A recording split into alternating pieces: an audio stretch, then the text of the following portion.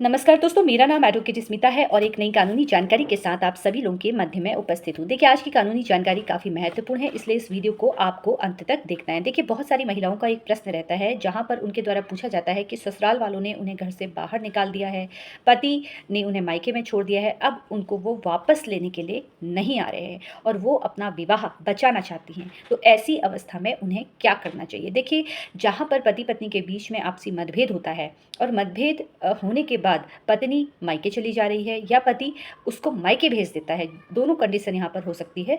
तो ऐसी अवस्था में सबसे पहले ये कोशिश कीजिए कि पति और पत्नी दोनों आपस में बैठिए और बात करने की कोशिश कीजिए, किसी तीसरे को बीच में ना लेके आएँ।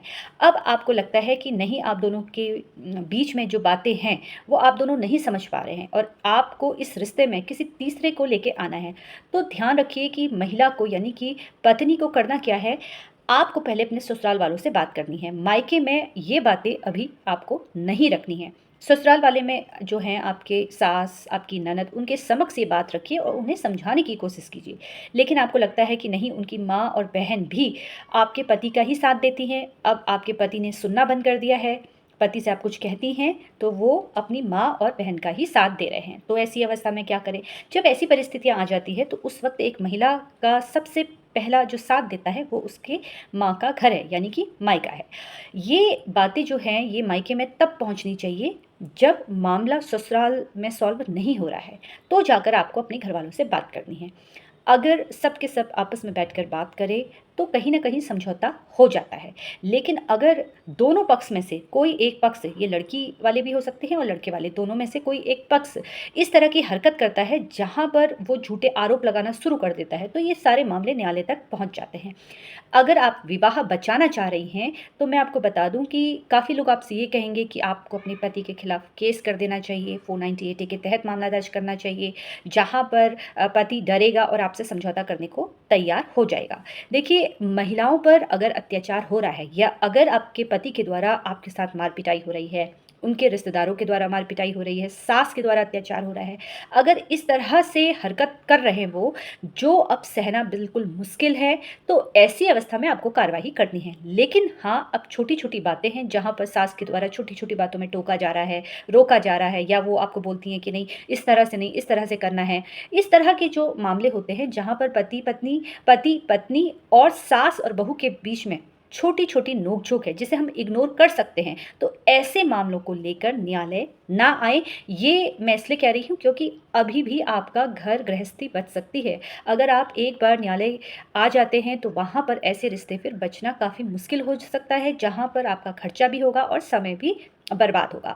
अगर किसी महिला के ऊपर अत्याचार हो रहा है, मान लेते हैं मार-पिटाई हो रही है, उसका पति उसे रोज़ मारता है, आरोप लगाता है गलत-गलत और उसकी सास भी अपने बेटे का साथ दे रही है, तो ऐसी अवस्था में जब आपके ऊपर हाथ उठाया जाता है, आपके साथ मारपीट हो रही है, तो आपको तुरंत मेडिकल करवाना है अपना।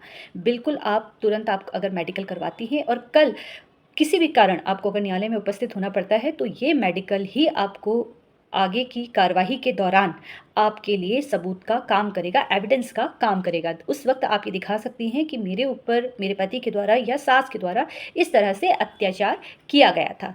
देखिए, अगर घर गृहस्थी बचाना चाहती हैं, पति ने मायके छोड़ दिया है, तो ऐसी अवस्था में आप कानूनी कार्यवाही कर सकती हैं, उनको आप नोटिस भेज सकती हैं और सेक्शन 9 का केस कर सकती हैं।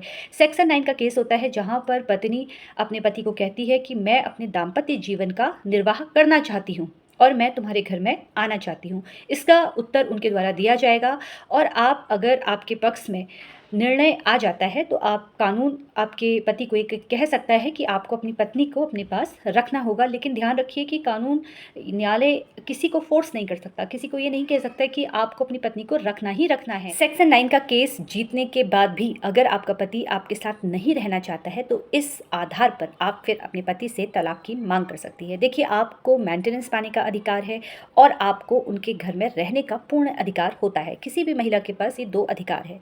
अब अगर पति ने घर से बाहर कर दिया है, तो पति को अपनी पत्नी को रहने का स्थान भी देना पड़ेगा, चाहे वो किराए के मकान में रखे, चाहे वो अपने माता-पिता के घर पे रखे या फिर वो स्वयं जहाँ रहता है वहाँ पर उसको उसको रहने का आदेश कोर्ट के द्वारा दिया जा सकता है और मेंटेनेंस पाने का तो अधिकार महिलाओं को है ही।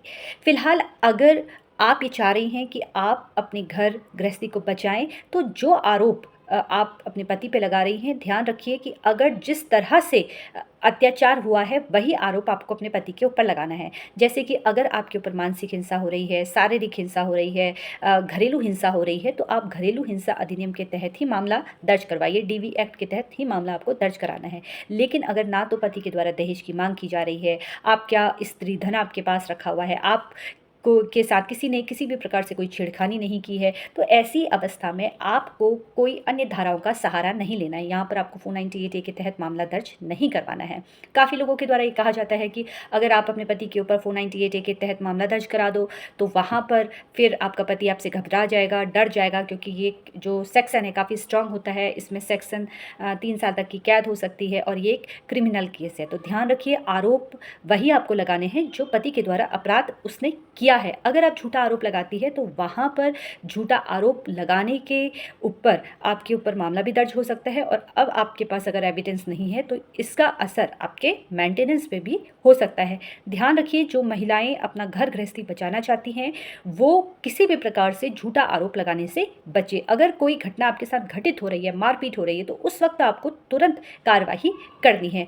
फिलहाल अगर कोई भी किसी भी प्रकार से आपको मेरी मदद की आवश्यकता है तो आप मुझे कमेंट कर सकते हैं, और अगर आपको ये वीडियो पसंद आया हो तो इसको लाइक शेयर करना बिल्कुल भी ना भूलें, क्योंकि अगर एक महिला के ऊपर अत्याचार होता है तो हर एक महिला को ये मालूम होना चाहिए कि उसको मेंटेनेंस पाने का अधिकार है, उसको पति के घर पे रहने का भी अधिकार है। अगर इस तरह से घटना आपके साथ घटित हो रही है तो आपको तुरंत मेडिकल कराना है, और ऐसे पुरुष, ऐसे पति के खिलाफ आपको तुरंत FIR लिखवानी है, और ये FIR आप ऑनलाइन माध्यम से भी कहीं पर भी लिखवा सकती हैं। धन्यवाद।